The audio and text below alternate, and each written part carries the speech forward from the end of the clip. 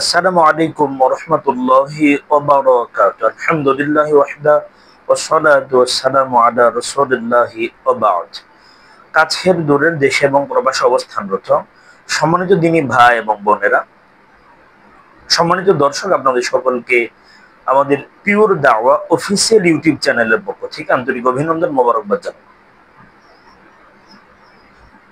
সম্মানিত দিনী ভাই এবং বোনেরা, আমরা জানি আমাদের বাংলাদেশ সরকারের বর্তমান প্রধান উপদেষ্টা প্রফেসর ডক্টর মোহাম্মদ ইউনূস সাহেব আজকে লন্ডন সফরে, আজকে বাংলাদেশের বৃহত্তম রাজনৈতিক দল বাংলাদেশ জাতীয়তাবাদী দল বিএনপির ভারপ্রাপ্ত চেয়ারম্যান জনাব তারেক রহমানের সাথে অত্যন্ত সৌহার্দ্যপূর্ণ একটা বৈঠকের ব্যবস্থা হয়েছে এবং সেখানে গুরুত্বপূর্ণ কিছু বিষয় উপস্থাপন করা হয়েছে, তুলে আনা হয়েছে, ফুটে উঠেছে। এর মাঝে আজকের যে একটা হৃদ্যতাপূর্ণ বৈঠক হয়েছে, এখানে এই বৈঠকের মাধ্যমে বাংলাদেশের 18 কোটি মানুষের ভালো কোনো কিছু প্রত্যাশা করা বা ভালো কোনো কিছু হলো কিনা এ ব্যাপারে আমরা বেশ কিছু কথা শুনবো ইনশাআল্লাহ। দিনী ভাই এবং বোনেরা, আপনারা সকলেই অবগত আছেন, আজকের বৈঠকে আমরা দেখেছি সোশ্যাল মিডিয়ার মাধ্যমে তারেক রহমান সাহেব এবং আমাদের chief adviser professor doctor Mohammad Yunus সাহেব অত্যন্ত হৃদ্যতাপূর্ণ এবং সৌহার্দ্যপূর্ণ অবস্থানে ওনারা কথা বলেছেন। অত্যন্ত হাস্যোজ্জ্বল ছিল ওনাদের অবস্থান। রাষ্ট্রপ্রধান এবং রাষ্ট্রের একটা গুরুত্বপূর্ণ দলের প্রধান এমনই হওয়া উচিত, এমনটাই তো ইসলামও প্রত্যাশা করে থাকে। আজকের বৈঠকে বাংলাদেশের মানুষের জন্য ভালো কোনো ফলাফল আসছে কিনা এটা আমরা জানবো। আজকের বৈঠকে যে মূল আলোচনা, বেসিক যে আলোচনাটা হলো, সে অংশটা হচ্ছে জনাব তারেক রহমান সাহেব নির্বাচন বিষয়ে কথা বলেছেন। আমাদের প্রধান উপদেষ্টা ওনাকে জানিয়েছেন যে নির্বাচনের ব্যাপারে মোটামুটি প্রস্তুতিমূলক উনি কথা বলেছেন যে এপ্রিলের প্রথম সপ্তাহে নির্বাচন হতে পারে। সেক্ষেত্রে আমাদের জনাব তারেক রহমান সাহেব আমাদের প্রধান উপদেষ্টাকে বললেন যে ফেব্রুয়ারি মাসে, অর্থাৎ রমাদানের পূর্বে ফেব্রুয়ারি মাসের প্রথম মাঝামাঝি এই সময়ে নির্বাচন, রমাদানের আগে নির্বাচন, এটা আসলে তারেক রহমান সাহেবের বক্তব্য হচ্ছে রমাদানের আগে নির্বাচন হলে ভালো হয় এবং রমজানের আগে নির্বাচন হলে অনেক ক্ষেত্রে অনেক ভালো হবে বলে এমন বক্তব্য দিচ্ছেন বা এমনটা মনে করছেন বাংলাদেশ জাতীয়তাবাদী দলের যে প্রধান, বর্তমানে দলের যে প্রধান দেশনেত্রী বেগম খালেদা জিয়া। উনি বেগম খালেদা জিয়ার কথাও ব্যক্ত করেছেন এবং নিজের বক্তব্য উনি তুলে ধরেছেন। দিনী ভাই বোনেরা, এরপরে professor doctor Mohammad Yunus sir বলেছেন যে নির্বাচনের জন্য অর্থাৎ সংস্কার অথবা নির্বাচনের জন্য যে যে প্রসেসিং দরকার, প্রসেসিং গুলা যদি দেখা যায় ফেব্রুয়ারিতে হয়ে যায়, ফেব্রুয়ারির আগে হয়ে যায়, তবে ফেব্রুয়ারি মাসে নির্বাচন দিতে কোনো ধরনের সমস্যা নেই। উনিও বলেছেন ফেব্রুয়ারিতে নির্বাচন দিতে কোনো অসুবিধা হবে না, যদি নির্বাচনের প্রয়োজন মুআফিক যে যে কাজগুলো আছে সেগুলো যদি সম্পন্ন হয়ে যায় তবে ফেব্রুয়ারিতে নির্বাচন দিতে কোনো বাধা নেই বলে আমাদের প্রধান উপদেষ্টা এমনটা ব্যক্ত করেছেন। তবে উনি এটা বুঝিয়েছেন যে যদি নির্বাচন ফেব্রুয়ারিতে সম্ভব নাও হয় তবে এপ্রিলের প্রথম দিকে, অর্থাৎ এপ্রিল মাসে যে নির্বাচনের ডেট ঘোষণা করা হয়েছে ওই ডেটে নির্বাচনের সর্বাত্মক চেষ্টা বর্তমান ইন্টারিম গভর্নমেন্ট অর্থাৎ অন্তর্বর্তীকালীন সরকার এটা করে থাকবেন। তার মানে বোঝা গেল ওনাদের অনুরোধ, ওনাদের চিন্তা চেতনা এবং আমাদের প্রধান উপদেষ্টার চিন্তা চেতনা উভয় বিষয়টা ফুটিয়ে তুলেছেন এবং জনাব তারেক রহমান সাহেব প্রধান উপদেষ্টার চিন্তা চেতনা গোলা, চিন্তা ভাবনা গোলা, ওনার যে চিন্তা ভাবনা আছে যেভাবে সংস্কার বিচার করা দরকার, উনি বিচারের বিষয়টাকেও সামনে নিয়ে আসছেন। দৃশ্যমান বিচারের বেশ কিছু বিষয় আছে যেগুলা দৃশ্যমান হওয়া অত্যন্ত জরুরি। তারেক রহমান সাহেব ওনার সাথে সহমত পোষণ করেছেন, ওনার এই বিষয়গুলাকে তারেক রহমান সাহেব স্বাগত জানিয়েছেন বিএনপির পক্ষ থেকে।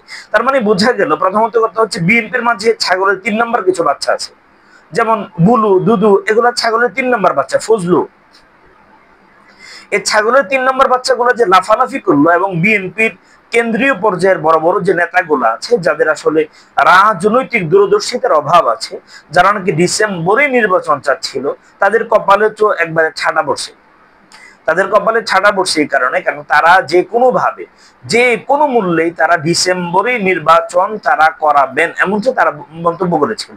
কিন্তু এমনটা কিন্তু তাদের দলের যে প্রধান, যিনি ভারপ্রাপ্ত দলের প্রধান, ভারপ্রাপ্ত চেয়ারম্যান উনি কিন্তু বিষয়টা এভাবে বলেন নাই। তার মানে বোঝা গেল দলে থেকে দলের নেতার কমান্ড না জেনে না বুঝে শুধুমাত্র রাজনৈতিক বিশৃঙ্খলার জন্য যারা নাকি বিভিন্ন ভাবে আজে বাজে বক্তব্য দিয়ে জাতিকে বিভ্রান্ত করছে এবং বর্তমান ইন্টারিম গভর্নমেন্টকে যারা নাকি বেকায়দায় ফেলার চেষ্টা করছে, তারা আসলে সত্যিকার অর্থে ভারতের র এর এজেন্ট। এটা আবারও প্রমাণিত হয়ে গেল।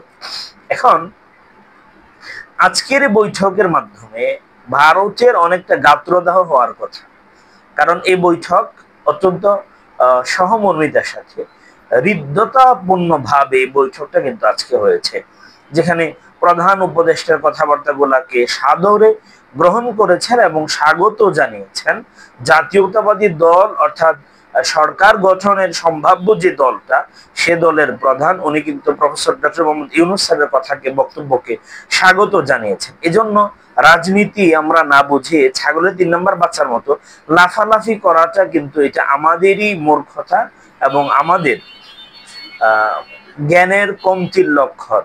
মানে আমরা যে স্বল্প জ্ঞানের মানুষ, এটার পরিচয় আমরা বহন করি। দিনী ভাই এবং বোনেরা, আমাদের বক্তব্য হচ্ছে আমরা সংস্কারও চাই, আমরা দৃশ্যমান বিচার চাই। কারণ বিএনপি ক্ষমতায় আসলে আওয়ামী লীগের বিচার দৃশ্যমান করা বিএনপির পক্ষে কোনোভাবে কশ্চিনকালেও সম্ভব হবে না। কারণ ওনারা যখন ক্ষমতায় আসবে তখন আন্তর্জাতিক পরিমণ্ডল থেকে আন্তর্জাতিকভাবে ওনাদের উপরে বিভিন্নভাবে চাপ আসবে যে একটা রাজনৈতিক দল বিরোধী কোনো দলকে প্রতিহিংসামূলকভাবে তাদের দলকে, তাদের দলের বিভিন্ন কিছুকে বন্ধ করে দেওয়া এবং আপনার তাদেরকে বিচার করলেও তারা কিন্তু ইন্টারন্যাশনালি তারা কিন্তু প্রেসার ক্রিয়েট করবে যে এটা প্রতিহিংসার বশে হওয়ার সম্ভাবনা আছে। বর্তমান যে সরকার আছে, ইন্টারিম গভর্নমেন্ট, অন্তর্বর্তীকালীন সরকার, ওনারা 18 কোটি মানুষের ম্যান্ডেট নিয়ে, সমর্থন নিয়ে কিন্তু তারা ক্ষমতায় গিয়েছে। ওনারা যা করতে পারবে কোন রাজনৈতিক দল ক্ষমতায় যাওয়ার পরে তা করা আদৌ কশ্চিনকালেও সম্ভব হবে না। অতএব ইন্টারিম গভর্নমেন্টের কাছে দেশের 18 কোটি মানুষের প্রত্যাশা, এক্সপেক্ট হচ্ছে যে ওনারা যে ফ্যাসিবাদী, যে ফ্যাসিস্ট আছে, ফ্যাসিস্ট যারা ছিল এবং বর্তমানেও যারা আছে, তাদের দৃশ্যমান বিচার করবে। এরপরে তারা নির্বাচনের দিকে যাবে। শুধুমাত্র নির্বাচন কিন্তু এই সরকারের প্রতিশ্রুতি বা এই সরকারের ম্যান্ডেট নয়। এজন্য আমাদের প্রফেসর ইউনূস স্যার যা পারবেন, কোন রাজনৈতিক দল, কোন রাজনৈতিক দলের প্রধান, কোন রাজনৈতিক দলের নেতা কর্মীরা তা করা কোনোভাবেই সম্ভব হবে না। কারণ ইন্টারন্যাশনালি ওনার আলাদা একটা পপুলারিটি আছে, আমরা জানি। প্রফেসর ডক্টর মোহাম্মদ ইউনূস স্যারকে আমরা যতটা না চিনি, এর চাইতেও গোটা বিশ্ব ওনাকে এর চাইতেও বেশি চিনি। এজন্য দিনী ভাই এবং বোনেরা, আমাদের সবার একই কথা, একই বক্তব্য, আমরা দৃশ্যমান বিচার চাই। বিচারের পরে আমরা নির্বাচন চাই। অবশ্যই নির্বাচন লাগবে। নির্বাচন ছাড়া, জাতীয় সরকার ছাড়া একটা রাষ্ট্র আসলে পঙ্গুতে পরিণত হয়ে যায়। নির্বাচন আমরা চাই, তবে দৃশ্যমান বিচারও আমরা চাই। আল্লাহ তাআলা আমাদের বাংলাদেশের মানুষের জন্য আল্লাহ তাআলা একজন অমরের মতো শাসককে আল্লাহ নেতা হিসাবে, শাসক হিসাবে, সরকার প্রধান হিসেবে আল্লাহ স্থির করুন। আমিন। আসসালামু আলাইকুম।